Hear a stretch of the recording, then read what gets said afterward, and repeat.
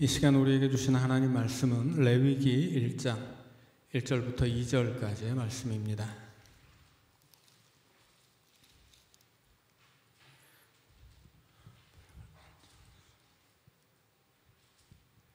레위기 1장 1절부터 2절까지 말씀입니다.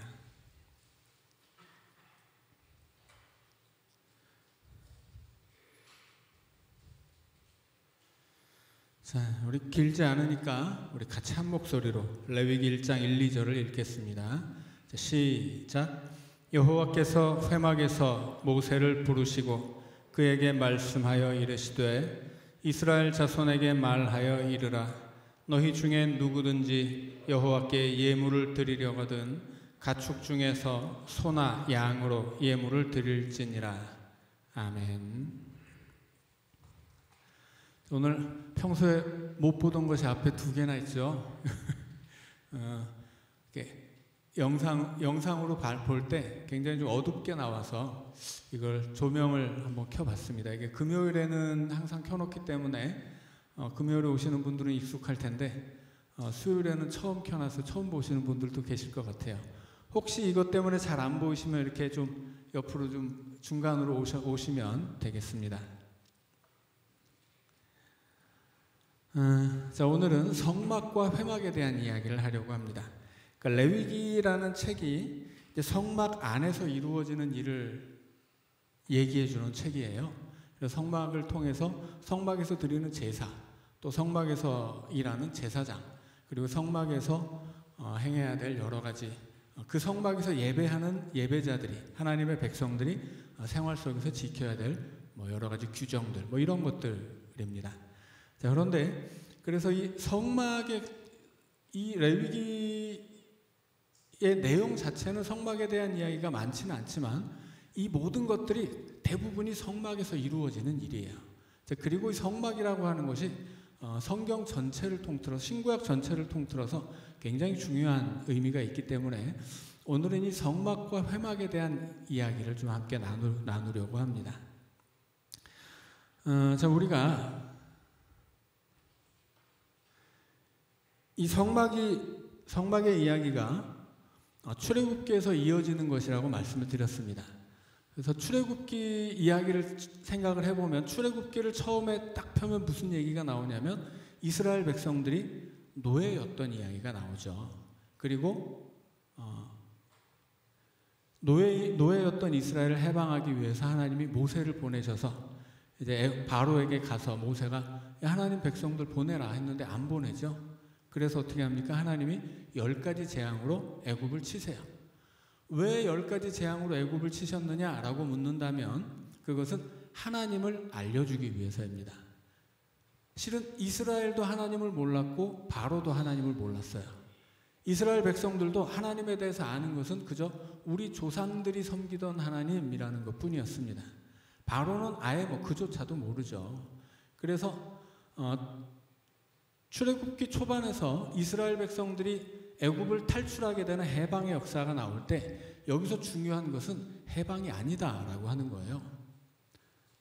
해방이라고 하는 것은 이스라엘 백성들의 역사죠. 성경이 말하고 싶은 것은 하나님이지 이스라엘 사람들이 아니라고 하는 거예요. 그리고 출애굽기의 말씀이 의도하는 것은 뭐냐면 그 의도 자체도 하나님이 어떤 분이신가를 알려주는 것입니다. 그래서 10가지 재앙을 통해서 이스라엘 백성들이 애굽을 나올 때까지 계속 반복되는 이야기가 뭐냐면 하나님이 나를 알려주겠다. 여러 가지 재앙을 통해서 하나님을 알게 되었다. 이런 얘기가 계속 반복돼요. 그래서 출애굽기에 처음 이스라엘 백성이 출애굽을 하기까지 시내산에 도착하기까지 출애굽기의 가장 중요한 주제는 하나님에 대한 알기입니다. 그 다음에 시내산으로 오면 뭘 해요? 하나님과 언약을 맺어요. 자, 왜 하나님을 알아야 됩니까? 이스라엘은 하나님의 백성이기 때문이에요. 왜 언약을 맺습니까? 하나님의 백성이 되기 위해서입니다. 그리고 하나님의 백성이 된, 언약을 통해 하나님의 백성이 된 이스라엘 사람들이 성막을 세워요. 그리고 성막의 완성을 완성과 함께 출애굽기는 끝나죠. 왜 성막을 세웁니까? 하나님의 백성 가운데 하나님이 임재하기 위해서예요. 이 성막은 하나님의 임재입니다. 그래서 오늘은 이 성막에 대해서 배우려고 하는데, 성경을 보면 성막이라는 말이 있고 회막이라는 말이 있습니다. 이게 번갈아 가면서 나오는데 똑같지 않아요. 성막은 거룩한, 막, 처소라는 뜻이에요. 히브리어로는 미시칸입니다. 재밌는 것은 이 성막이 히브리어로 미시칸이에요. 그런데 출애굽기 1장 11절에 보면 이스라엘 백성들이 애굽의 노예가 되어서 바로의 국고성을 세웁니다. 그 성의 히브리어가 뭐냐면 미스칸이에요. 이게 그 국고성의 히브리어예요.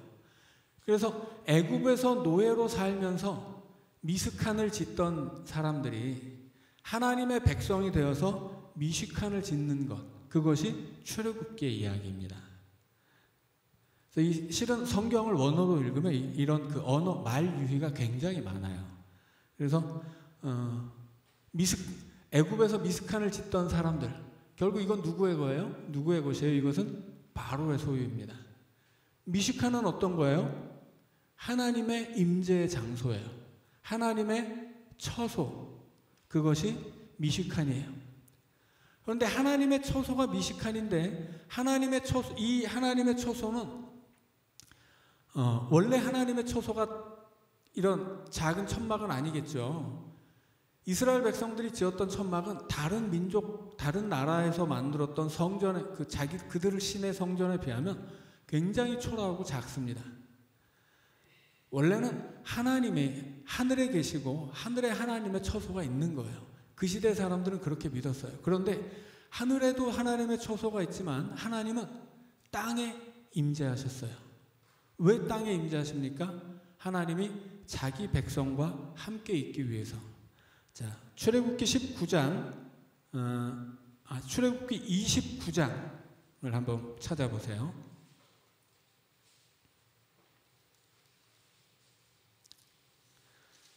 출애굽기 29장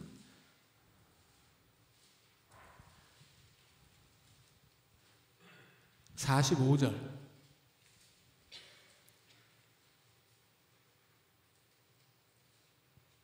45절, 46절 같이 읽습니다. 시작. 내가 이스라엘 자손 중에 거하여 그들의 하나님이 되리니 그들은 내가 그들의 하나님 여호와로서 그들 중에 거하려고 그들을 애굽 땅에서 인도하여 낸 줄을 알리라. 나는 그들의 하나님 여호와니라. 자, 하나님이 뭘 하겠다고 하시는 거예요? 내가 이스라엘 자손 중에서 거하겠다, 이렇게 말씀하세요. 하나님이 왜 애굽 땅에서 이스라엘 백성들을 해방시키셨어요? 내가 그들 가운데 거하려고. 자, 그래서 제가 계속 반복해서 말씀드리죠. 하나님이 우리에게 원하시는 건 뭐냐? 그것은 우리와 함께 있는 것이에요. 하나님이 우리와 함께 있기 위해서 하늘에서 땅으로 임하시고, 성막을 만들어서 거기 임재하시고, 율법을 만들어서 주시고, 하나님이 우리와 함께 있기 위해서 예수의 이름으로 사람이 되어 오시고, 하나님이 우리와 함께 있기 위해서 우리를 구원해서 하나님 나라로 데려가시는 거예요. 영원히 함께 있기 위해서. 하나님은 창세기에서 사람을 만들 때부터 뭘 원하셨냐면 그 사람들과 함께 있기를 원하십니다. 그래서 에덴 동산을 짓고 거기 아담과 하와가 살지만 그들만 사는 게 아니에요. 하나님이 그 동산을 거닐거든요. 거기서 하나님이 사람과 함께 사셨다 하는 거예요. 그렇게 하나님과 사람이 함께 살았는데 어떻게 됩니까? 죄 짓고 쫓겨나죠. 죄 짓고 쫓겨나요. 그 죄 짓고 쫓겨났던 사람들이 요한계시록으로 가면 어떻게 됩니까? 예수 믿고 그 믿음 지키면 생명나무를 회복하죠. 생명나무는 어디 있어요? 에덴 동산에 있는 거예요. 그들이 쫓겨났던 하나님께로 다시 돌아오는 거예요. 대신에 그것은 영원한 하나님 나라죠.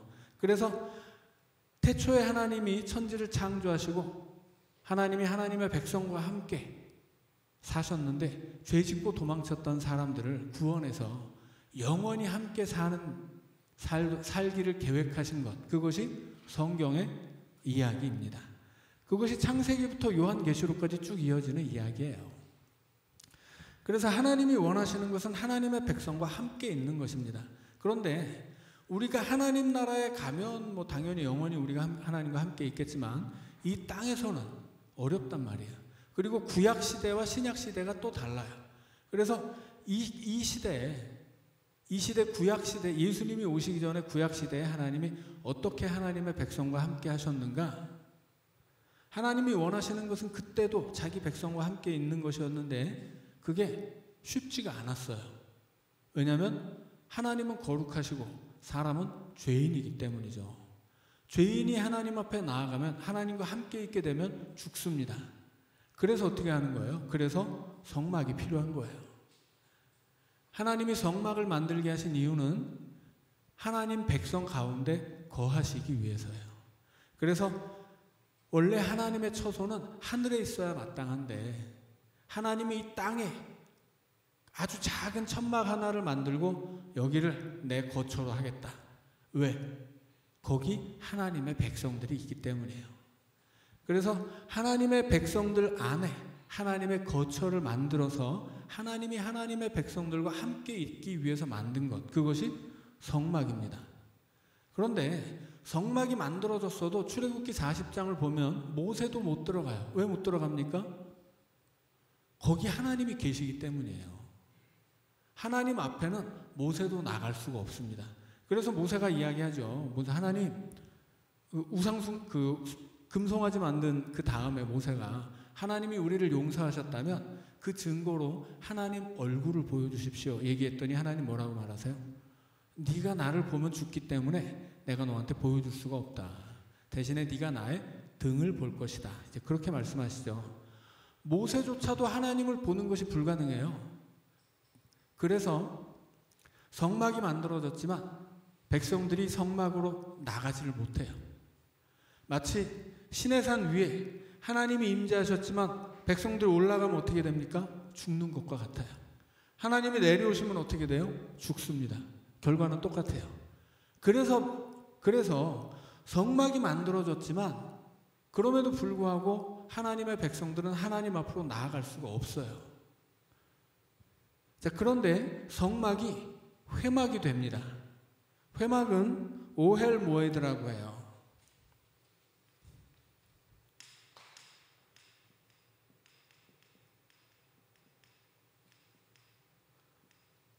오헬 모에드라고 하는데 이것은 만남의 장소예요. 하나님의 거룩한 처소가 만남의 장소가 됩니다. 원래는 여기 갈 수가 없었잖아요. 그래서 성막과 회막은 같은 건물이지만 달라요. 성막은 아무도 못 들어가는 하나님의 처소인데 회막은 하나님의 백성들이 하나님께로 나아갈 수 있는 만남의 장소예요. 그러면 성막이 어떻게 회막이 되느냐라고 하는 거죠. 성막이 어떻게 회막이 될 수 있습니까?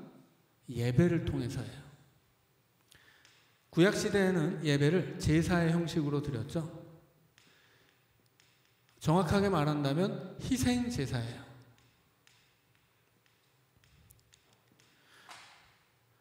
그래서 하나님이 하나님의 백성들 안에 거하시기 위해서 성막을 만들었는데 희생제사를 통해서 이 성막은 회막이 됩니다. 그래서 우리가 제사를 배워야 되는 거예요. 하나님의 백성들이 어떻게 하나님 앞에 나아갈 수 있느냐? 그것은 제사를 통해서입니다. 그래서 이제 오늘 우리가 배울 것은 하나님을 성막을 회막으로 만드는 제사가 필요한데 이 제사가 이루어지는 성막이 어떤 것이냐? 그래서 우리가 이렇게 성막이라는 말은 잘 많이 들어봤지만 이게 도대체 구체적으로 어떻게 생긴 것이고 어떤 의미가 있느냐, 이제 이런 이야기를 오늘 좀 나눠보려고 합니다.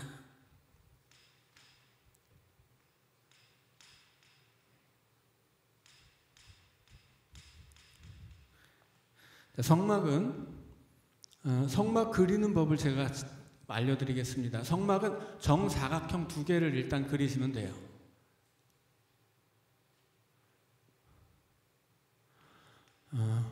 거의 정사각형하고 비슷하네요.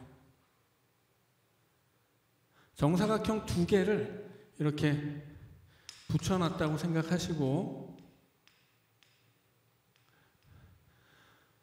이 정사각형의 중간을 찾아야 돼요.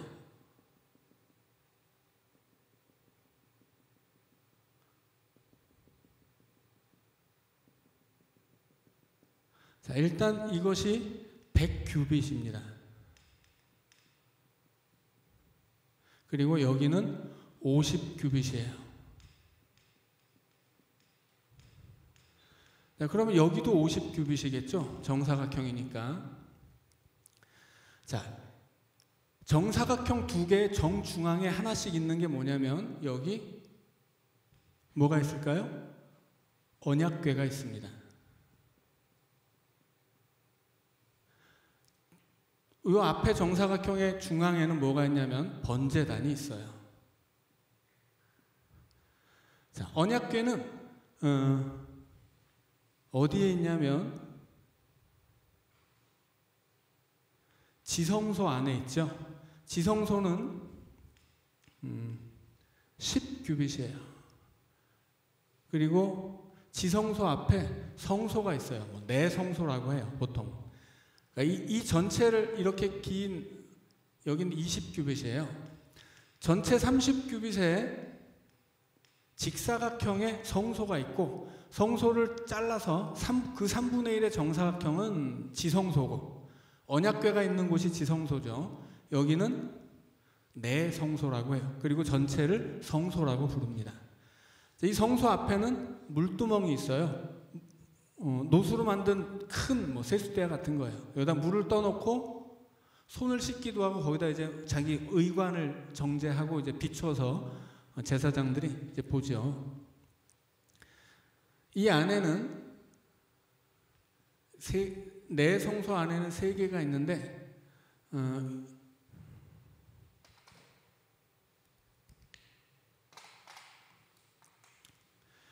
여기는 이제 분향단이에요.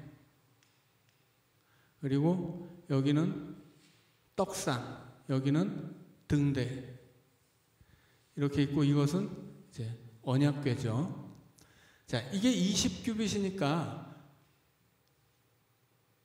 나눠서 여기가 이게 전체 50인데 여기가 20규빗이니까 여기는 5규빗이겠죠. 그러니까는 정확하게 제일 중심에 있는 거예요. 정사각형의 중심에 언약궤가 있습니다.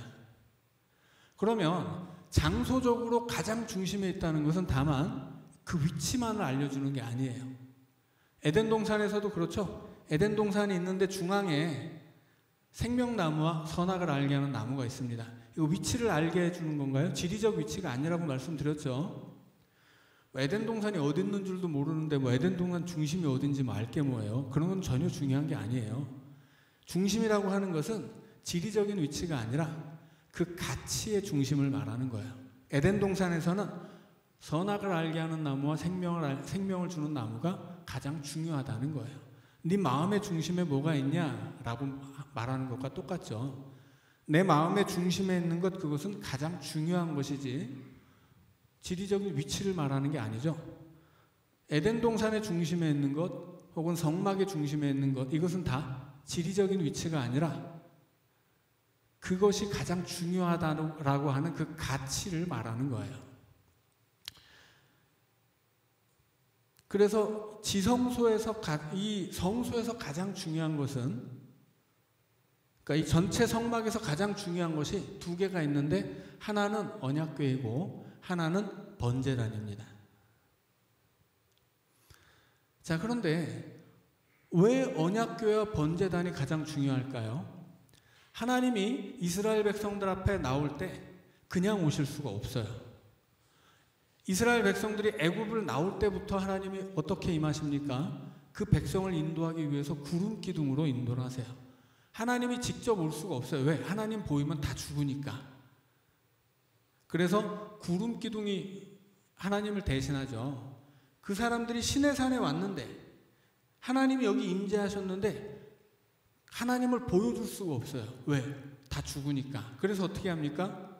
구름으로, 빽빽한 구름으로 하나님을 가려줘요. 그래서 이 구름이라고 하는 것은, 구름은 하나님이 임재하셨지만 하나님 보면 안 되니까 하나님을 가려주는 거예요. 그래서 구름이 하나님을 상징하는데 하나님이 여기 임재하셨다, 하나님 여기 있다라고 하는 것을 보여주는 증거가 구름이에요. 그런데 성막을 만들자 그 구름이 어떻게 됩니까? 그 구름이 성막 위에 임해요.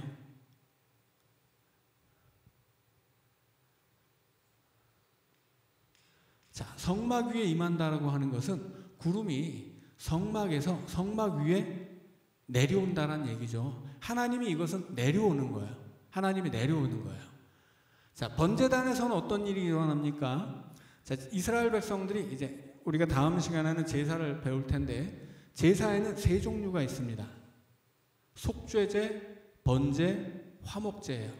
속죄제와 한 세트를 이루는 게 속건제가 있고, 번제와 한 세트를 이루는 게 소제가 있습니다.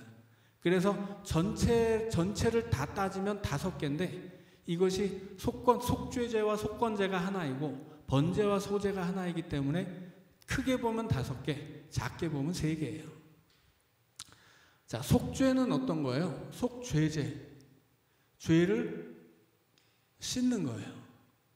이거 이제 정화라고 합니다. 부정한 사람을 정결하게 하는 거예요. 자, 그 다음에 번제가 있죠. 번제는 뭐예요? 번제는 싹 태우는 거예요. 싹 태워서 연기로 전부를 드리는 거예요. 그래서 이것은 헌신의 혹은 봉헌이라고 할 수도 있죠. 헌신의 제사예요. 그 다음에 이루어지는 것이 화목제입니다. 화목제는 우리가 여러 번 했기 때문에 잘 아실 거예요. 이것은 친교의 제사예요. 이 친교라고 하는 것은 그러니까 화목제는 샬롬 제사거든요. 이 온전함이라고 말씀드렸죠. 샬롬이 하나님과 하나님 안에서 하나님 백성들 사이의 온전함, 그 온전한 관계를 위한 제사예요. 자, 그런데 이 모든 제사가 공통적으로 무엇이 있냐면 태웁니다. 번제는 다 태우는 거예요. 화목제는 조금만 태우고 대다수는 먹는 거죠. 자, 속죄제도 대부분은 태워요. 대신에 이 속죄제 그 일부는 제사를 집전했던 제사장의 몫이 있기 때문에 다 태우지는 않습니다. 자, 그런데 어쨌건 이 모든 제사에서 중요한 건 뭐냐면 태우는 거예요. 자, 태우면 뭐가 나옵니까? 태우면 연기가 나와요. 여기서 이 밖에서 이제 그 제물을 잡아가지고 제사장한테 가져오면 피를 뿌리고 이로 가져가서 그 가져온 고기를 올려놓고 싹 태워요. 그럼 연기가 어떻게 됩니까? 연기가 올라가요. 하나님의 연기는 내려옵니다. 사람의 연기는 올라가요.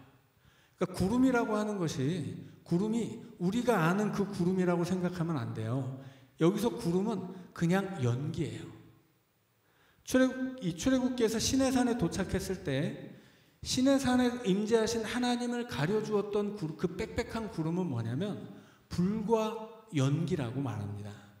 그래서 하나님을 가리는 구름은 연기예요, 연기.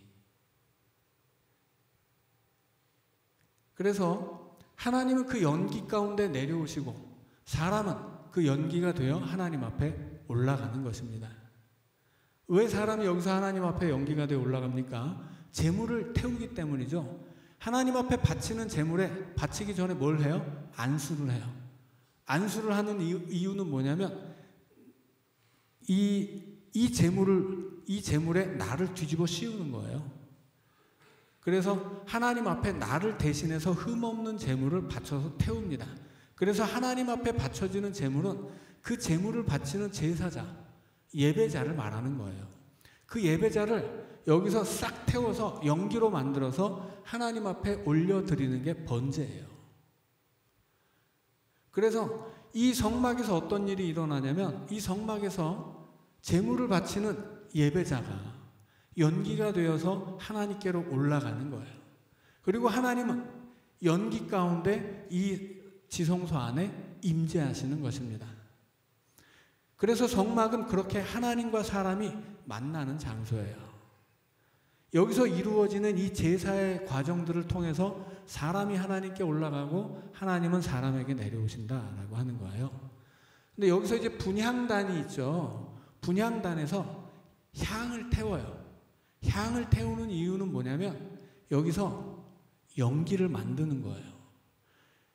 여기 지금 언약궤가 있죠. 언약궤는 상자인데 그 언약궤 뚜껑을 뭐라고 부르냐면 속죄소라고 부릅니다.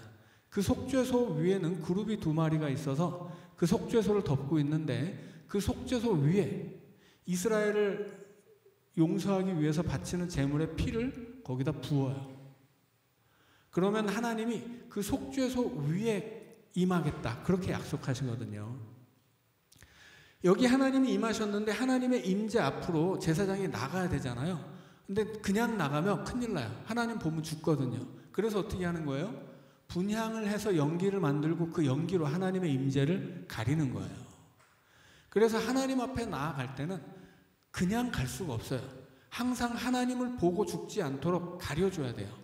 그래서 분향단에서 향을 피우고 그래서 성막에 구름이 임하는 거예요.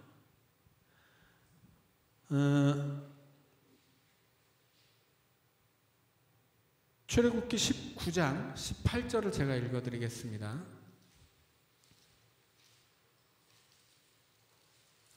출애굽기 19장 18절이 아니 잠깐만 이것이 19장 19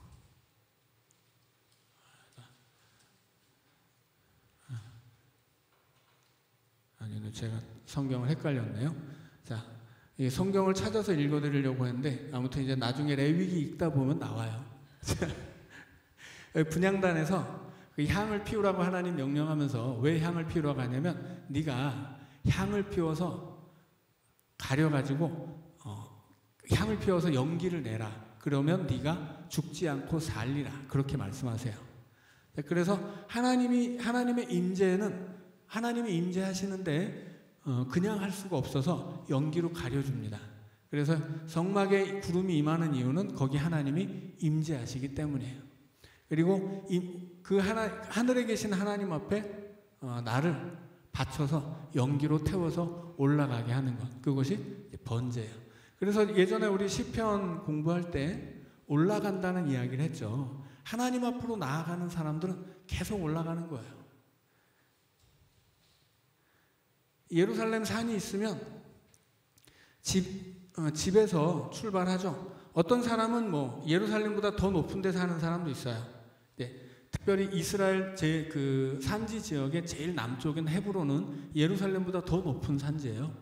그런데 헤브론에서 예루살렘을 갈 때도 올라간다고 말하고 평지에서 예루살렘으로 갈 때도 올라간다고 말해요. 이건 역시도 지리적인 위치가 아니라고 말씀드렸죠. 여기 하나님이 계시기 때문에 이곳을 가장 높은 곳으로 쳐주는 거예요. 지리적인 위치가 아니라 가치의 위치입니다. 가장 높은 가치, 가장 귀한 가치, 그것이 예루살렘에 있기 때문에 예루살렘을 향해 가는 사람들은 항상 누구나 예루살렘을 향해 올라가는 거예요. 그래서 집에서 출발해서 예루살렘을 향해 올라갑니다. 예루살렘에 가면 그곳에서 제물을 바쳐서 그걸 태워가지고 연기가 되어 하나님 앞에 올라가는 거예요. 재밌는 것은 이 번제의 히브리어가 올라예요. 우리나라 올라간다라고 하는 말의 뜻과 똑같아요. 자, 그래서 이 번제라고 하는 것은 하나님 앞에 나아가는 것은 계속해서 올라가는 거예요. 자, 그런데 하나님은 또 우리에게 내려오시죠. 하나님이 내려오시고 우리가 올라가면서 하나님과 교제하고 만나고 그렇게 하나님의 백성으로 살아가는 것, 그것을 가능하게 해주는 장소, 그곳이 바로 성막입니다. 그리고 이 성막을 회막으로 만드는 방법, 그것이 바로 제사예요.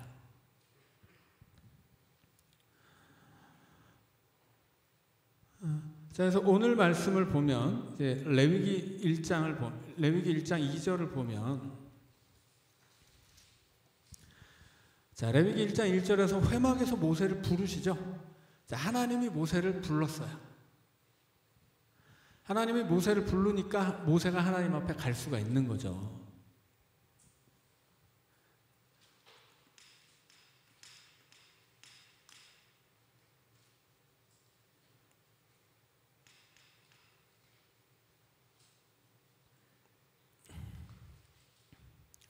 하나님이 모세를 불러서 말씀하시기를 이스라엘 자손에게 말하여 이르라 너희 중에 누구든지 여호와께 예물을 드리려거든 가축 중에서 소나 양으로 예물을 드릴지니라. 여기서 예물이 히브리어로 코르반이에요. 이것은 제물을 말하는 것입니다. 하나님이 모세만 부르는 게 아니라 이스라엘 백성들을 다 부르고 싶은 거예요. 모세는 모세 개인이 아니라 이스라엘 백성의 지도자죠. 이스라엘 전체를 대표하는 사람입니다. 그래서 모세를 부른다는 것은 모세만 부르는 게 아니에요. 그를 통해 이스라엘을 부르는 것입니다. 우리가 예를 들어서 이 성막 앞에 이제 레위기를 읽어가다 보면 우리 지난 성경 통독 시간에도 얘기했는데 성막 앞에 이스라엘 백성을 다 불렀어요. 그럼 여기에 막 그 200만의 이스라엘 백성들이 회막 앞에 다 모입니까? 여기 모이지 못하죠. 여기 모이는 사람들은 70인의 장로들이었어요. 이들은 이스라엘의 12지파를 대표하는 사람들입니다. 그럼 이스라엘의 각 지파마다 그들을 대표하는 사람들이 이 앞에 모이고 이스라엘 백성들은 이 성막 주변으로 이제 흩어져서 자기 천막을 짓고 살았죠. 그럼 자기가 사는 천막 앞에 나와서 성막을 향해 서는 거예요. 그리고 그들의 대표자들만 이 앞에 나와서 섭니다. 그러면 하나님은 이 대표자들을 보고 여기 이스라엘 백성들이 다 모였다고 인정을 하는 거예요. 이스라엘 백성들도 자기들의 대표자를 보냄으로써 내가 거기 있다고 인정을 하는 겁니다. 이 오늘날에는 우리는 개인주의 사회를 살고 있잖아요. 이 시대에는 집단주의 사회예요. 그래서 오늘날처럼 어떤 파편화된 개인에 관한 개념이 없었어요, 아예. 개인은 항상 자기가 속한 공동체의 일부예요. 그래서 그 공동체를 대표하는 사람들이 여기 서 있으면 그들은 여기 그 공동체 전부가 서 있는 거예요. 그래서 하나님이 모세를 부르시는 것도 모세만 부르는 게 아니라 이스라엘 백성들을 부르시는 겁니다.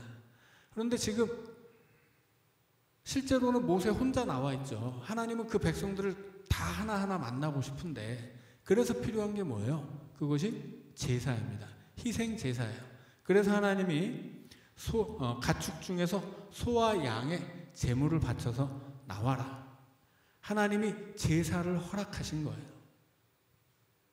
그러면 제사는 뭡니까? 코르반을 바치면서 하나님 앞에 나오는 제사, 이것을 예배라고 말씀드렸죠. 예배가 구약 시대에는 제사의 형식으로 드린 거예요. 그런데 이 예배는 뭐냐면 하나님께 나아가는 길이에요. 에덴 동산에서 쫓겨났잖아요, 사람들이 죄 짓고서. 그리고 어떻게 됩니까? 에덴 동산으로 다시 돌아올 수 있는 길이 막혔어요. 그 길을 그룹이 지키고 있습니다. 여기 에덴 동산이 있으면 쫓겨나서 불칼이 있고 그리고 이제 그룹이 있어가지고 여기를 막고 있다고 하죠. 만약에 여기 문이 또 다른 데가 있었으면 돌아가면 됐을 텐데 여기 한 곳만 지키고 있단 말이죠. 그러니까 여기 문은 하나예요. 그래서 이 에덴 동산은 성막과도 같습니다. 성막의 문이 여기 딱 하나만 있거든요. 이 사람들 동쪽으로 갔죠. 하나님 떠나서. 성막의 문도 동쪽에 있습니다. 하나님을 떠나가는 길이 동쪽이라면 다시 하나님께로 돌아오는 길은 동에서 서로 오는 거예요. 그래서 여기 문이 동쪽에 하나밖에 없는 겁니다. 성막은 하나님이 계신 곳이기 때문에 하나님 앞으로 나오는 사람들은 동에서 서로 들어와야 돼요. 이스라엘 백성들이 가나안으로 들어갈 때도 여기가 애굽이고 여기가 가나안이니까 이렇게 가면 되는데 이렇게 못 가요. 왜? 가나안은 회복된 에덴 동산이고 이곳은 하나님이 계신 곳이니까 그 자체로 성전과 같은 곳이에요. 그래서 동에서 서로 가야 합니다. 그래서 길이 이렇게 되는 거예요. 요단강을 건너가죠. 남쪽으로 들어갈 때는 실패해요. 왜냐하면 이 방향으로는 하나님께 나아갈 수가 없기 때문이에요. 그래서 이스라엘 백성들이 가나안으로 들어갈 때는 멀어도 뺑 돌아서 가야만 합니다. 이것이 동에서 서로 들어가는 거예요. 그래서 에덴 동산과 성막과 가나안은 다 똑같은 거예요. 여기 하나님이 계시는 곳입니다. 여기는 하나님의 집이에요. 하나님의 거처. 에덴 동산에서 죄 짓고 쫓겨난 사람들이 그러면 계속 동쪽으로 갔느냐? 그렇지 않아요. 가인과 아벨이 하나님 앞에 제사를 드렸죠. 그런데 에덴 동산으로 들어갈 수는 없어요. 그러니까 어디서 드린 거예요? 이 앞에서. 그룹이 지키는 그 앞에서 드린 거예요. 자, 이 그룹은 구약 성경 안에서 또 어디에 등장하냐면 이것이 이제 성소라면 지성소와 내성소를 가르는 휘장에 그룹이 그려져 있습니다. 성전을 만들 때에도 이 휘장에 그룹을 그려놔요. 그래서 이 휘장에 그룹을 그려놓고 휘장이 그려진 그룹을 지성소 앞에 막아놓은 이유는 하나님 앞에 함부로 나오지 못하도록 막아놓은 것인데 그 이유는 그 나오고 싶은 사람을 위해서예요. 거기로 함부로 들어갔다가는 죽거든요. 그래서 함부로 여기 하나님 계신데 함부로 들어와서 죽지 말라고 휘장으로 막아놓은 거예요. 그런데 예수님이 십자가에 죽으시면서 죽음과 함께 성전 휘장이 위에서부터 아래로 찢어지죠. 더 이상 이제 막혀있지 않다라는 거예요. 예수님의 십자가의 사건으로 말미암아 이제 하나님께로 나아갈 수 있는 길이 열린 거예요. 하나님 앞으로 나아가도 죽지 않아요, 이제. 왜냐하면 예수님 때문에. 예수님이 하나님 앞에 나가면 죽을 수밖에 없는 나를 대신해서 예수님이 죽었기 때문에 우리는 죽지 않는 것입니다. 자, 다시 구약으로 가면 이 에덴 동산 앞에서 가인과 아벨이 제사를 드리죠. 그러니까 이 에덴 동산은 이 자체가 하나의 성전이었다라고 하는 거예요. 에덴 동산은 하나의 성전으로 기획된 곳이에요. 그래서 거기 하나님이 계신 거죠. 그 안에 그 중심에 뭐가 있습니까? 선악을 알게 하는 나무와 생명나무가 있다고 그랬죠. 이것은 전에도 설교 시간에 말씀드렸지만 율법을 상징하는 나무들이에요. 그래서 신명기로 가면 하나님의 말씀을 잘 지키면 살 것이고 하나님 말씀을 안 지키면 어떻게 돼요? 망한다. 저주받고 죽는다. 생명과 죽음이 율법 안에 담겨 있는 것입니다. 이 성소의 중앙에 있는 게 뭐예요? 언약궤죠. 왜 언약궤예요? 언약의 말씀이 거기 들어있기 때문에 언약궤예요. 그래서 지성소의 중심에 언약궤가 있고 그 언약궤 안에 언약을 기록한 돌판이 있듯이 이 에덴 동산은 애초에 하나님이 계시는 지성소로 기획된 곳이에요. 그래서 이 중심에는 율법의 나무가 있는 것입니다. 그런데 그 하나님이 주신 그 말씀, 그 율법의 말씀을 사람이 어겨서 쫓겨난 거예요. 그리고 쫓겨난 사람들이 다시 하나님 앞 에덴 동산으로 들어올 수는 없지만 하나님 앞에 나오는데 어떻게 나옵니까? 제물을 바쳐서 나와요. 그것이 제사입니다. 그래서 창세기에서부터 계속해서 이 하나님 앞에 어떻게 나아가느냐 이것을 알려주는 것이고 이제 그것이 구체적으로 레위기에 와서 밝혀지는 거예요. 하나님 앞에 나아가는 방법, 그것은 희생 제사를 통해서다. 그리고 그 희생 제사가 이루어지는 곳이 성막이에요. 그래서 하나님은 그 희생 제사를 받고 하나님의 백성을 만나기 위해서 성막에 임재하시는 것이고, 하나님의 백성들은 그 희생 제사를 통해서 연기가 되어 하나님 앞에 올라가는 거예요. 그 하나님이 내려오시고 사람이 올라가면서 하나님과 사람이 만나고, 거기서 하나님의 백성들이 하나님과 만나서 함께 기거할 수 있는 곳, 그곳이 바로 성막입니다. 그래서 성막은 하나님의 임재의 자리인데 제사를 통해서, 예배를 통해서 회막이 된다라고 하는 것입니다. 자, 오늘은 여기까지 공부하고 다음 수요일에는 이 하나님께 나아가는 방법인 제사에 어떤 것이 있는지 이제 배우도록 하겠습니다. 기도하고 마치겠습니다. 사랑의 주님, 하나님 앞에 나아갈 수 있는 길을 우리에게 열어주셨으니 감사합니다. 예수 그리스도를 통해서 이제 우리 안에 성막이 성취되었으니 늘 예수님의 이름을 힘입어 하나님 앞에 나아가 하나님을 예배하고 하나님께 기도하고 하나님께 찬양을 드리며 또 하나님이 주시는 은혜를 받아 누리는 온전한 하나님 백성으로 살게 하여 주옵소서. 우리 주 예수님 이름으로 기도하옵나이다. 아멘.